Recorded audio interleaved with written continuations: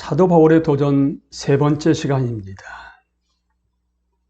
바울의 특별한 소명은 이방인의 땅에 유대인과 이방인이 어우러진 교회를 세우고 유지하는 것이었으며, 막는 자가 금세 다가올 엄청난 격변을 여전히 제지하는 동안에 그 일을 하는 것이었습니다.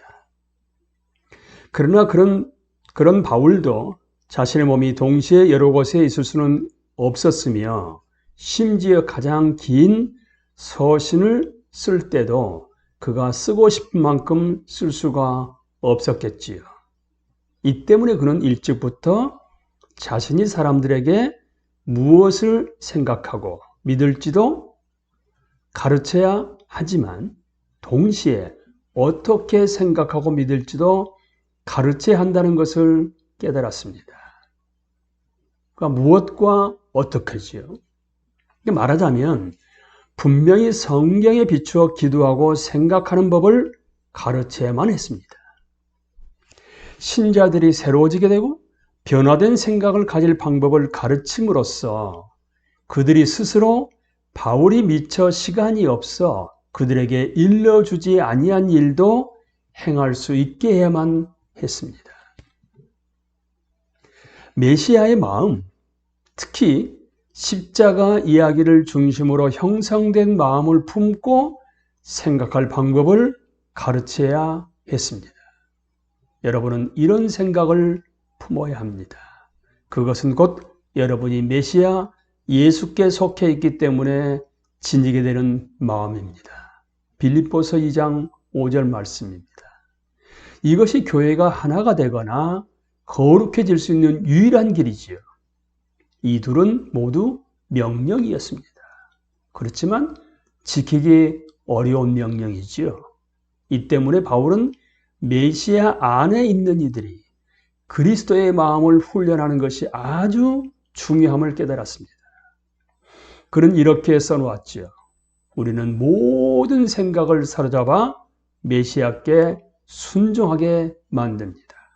고린도후서 10장 5절 말씀입니다. 우리는 모든 생각을 사로잡아 메시아께 순종하게 만듭니다. 나는 이것이 바로 그의 사역이 눈부신 성공을 거둔 이유 가운데 하나라고 인정한다.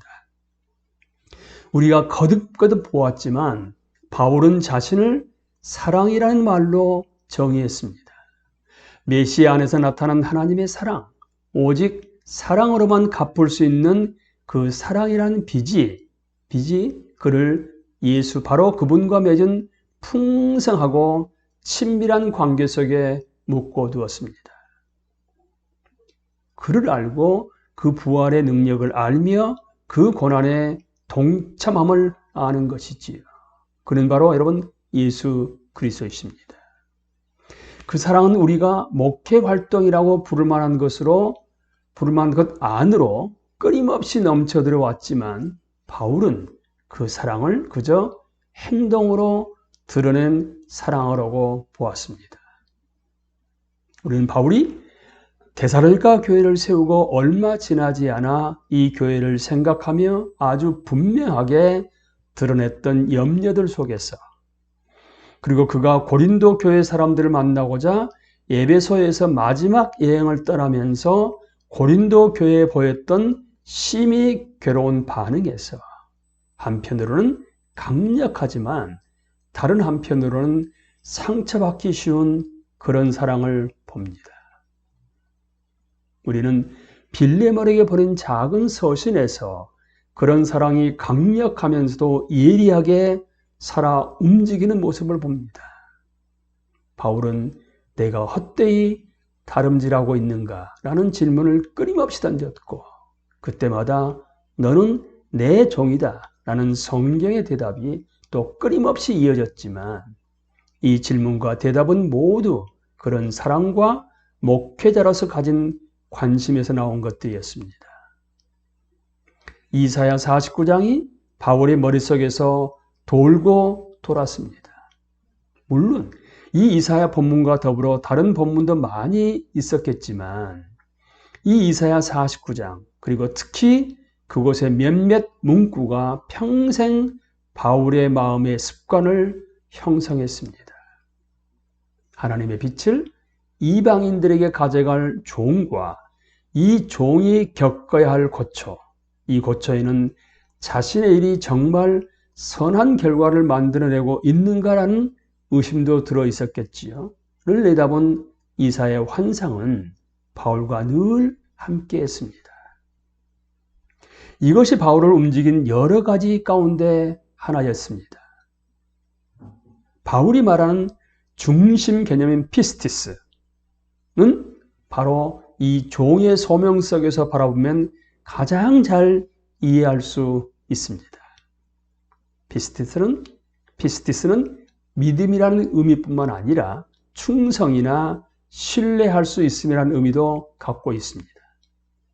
이 피스티스란 개념은 우리가 이전의 많은 시대에는 물론이요, 우리 시대에도 사람들이 바울과 관련하여 제기하는 아주 중요한 질문 가운데 하나, 곧 바울은 충실한 유대인이었으며 그는 자신이 그런 유대인이라고 생각하는가? 라는 질문을 다루는데 도움을 줍니다. 바울은 칭의가 이 사람 혹은 저 사람이 아브라함이 약속받았던 단일 가족의 식구가 되었다는 하나님의 선언과 관련이 있다고 보았습니다. 이는 곧 그들이 비록 이방인이어서 경건치 않다 할지라도 이런 사람들 역시 하나님이 이들을 사로잡았던 권세들을 뒤집어 엎으심으로 말미암아, 하나님이 죄를 용서해 주심으로 말미암아, 그리고 성령의 능력 있는 정화 사역으로 말미암아 의인이여 하나님의 언약 가족에 속해 있다는 선언을 받아 의롭다 하심을 얻게 되었다는 뜻입니다. 중요한 것은 이제 사람들이 그들의 피스티스를 보고 그들이 언약 가족의 식구임을 인식할 수 있다는 것이었습니다. 이 피스티스는 예수를 죽은 자 가운데서 부활시키신 하나님을 믿음이나 예수를 주, 로드로 고백하며 하나님이 그를 죽은 자 가운데서 부활시키셨다는 것을 믿음으로 표현할 수 있었습니다.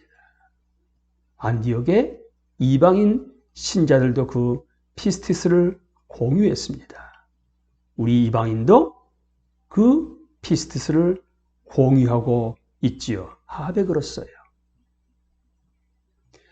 불신자들이 믿음과 충성을 의미하는 우리 하백들의 피스티스를 보고 하나님의 언약 가족의 통로가 될 수 있는 그러한 삶을 살아가십시오.